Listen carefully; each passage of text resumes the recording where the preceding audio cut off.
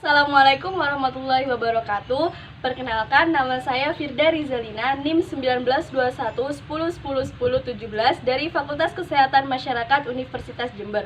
Pada kesempatan kali ini, saya akan memberikan sedikit gambaran tentang sensus penduduk online tahun 2020, serta akan melakukan pendampingan kepada masyarakat yang belum menginputkan data mereka pada sensus penduduk ini.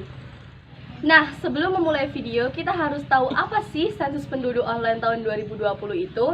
Jadi, sensus penduduk online tahun 2020 ini diselenggarakan oleh Badan Pusat Statistik atau BPS yang diselenggarakan pada tanggal 15 Februari sampai 31 Maret 2020.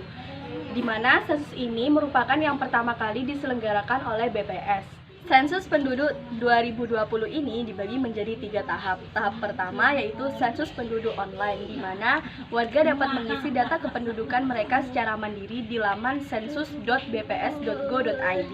Tahap yang kedua adalah sensus penduduk dengan metode wawancara yang akan dilakukan pada tanggal 1 sampai 31 Juli 2020. Pada tahap ini, pihak BPS akan mewawancarai penduduk yang belum menginput data mereka pada sensus online. Selain itu, BPS juga akan melakukan verifikasi lapangan. Tahap yang terakhir adalah pencacahan sampel berupa pengumpulan data kependudukan dan perumahan untuk menghasilkan parameter demografi maupun indikator sosial lainnya.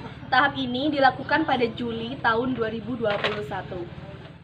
Nah, saat ini saya sudah bersama ibu dan saudara saya yang kebetulan belum mengisikan data diri di sensus penduduk online tahun 2020. Dokumen yang harus disiapkan sebelum mengisi sensus penduduk online tahun 2020, yang pertama adalah KTP, yang kedua kartu keluarga, dan yang terakhir buku nikah. Berhubung di sini dokumennya sudah lengkap, mari kita mulai mengisi sensus penduduk online tahun 2020. Langkah pertama yang harus dilakukan adalah masuk ke dalam laman sensus.bps.go.id. Setelah itu, Anda wajib memasukkan nomor NIK dan nomor KK.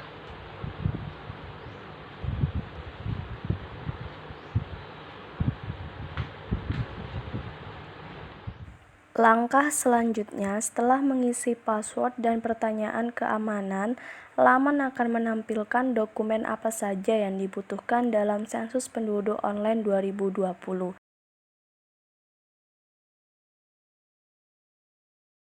Diawali dengan keterangan keluarga dengan mengisikan alamat lengkap tempat tinggal sekarang.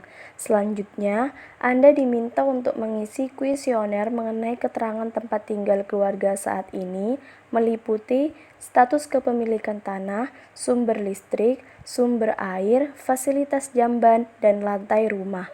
Lalu, klik lanjut menuju daftar anggota keluarga. Di tahap ini, Anda bisa menambahkan keluarga baru yang mungkin belum tercatat, atau bisa juga mengoreksi kembali anggota keluarga.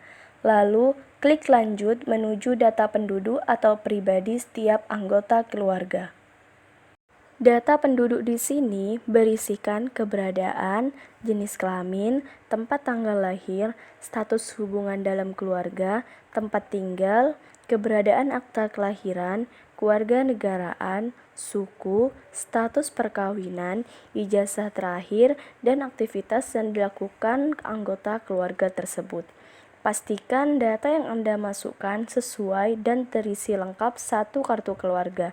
Lakukan koreksi ulang untuk menghindari kesalahan menginput data. Apakah kutipan akta nikah perlu dimasukkan? Iya, perlu, Bu. Apakah ada kesusahan, Bu? Nggak ada.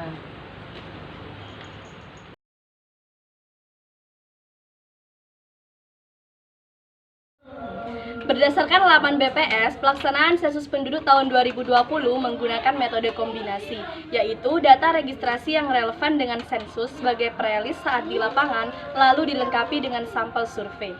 Bagaimana, Bu? Apa sudah? Sudah. Berhubung data diri yang ibu dan saudara saya lakukan telah selesai, maka saya akhiri pendampingan sensus penduduk online tahun 2020 ini. Bagi kalian yang belum menginput data tentang keluarga dan diri Anda, jangan lupa lakukan sensus online penduduk tahun 2020. Terima kasih atas perhatiannya. Wassalamualaikum warahmatullahi wabarakatuh.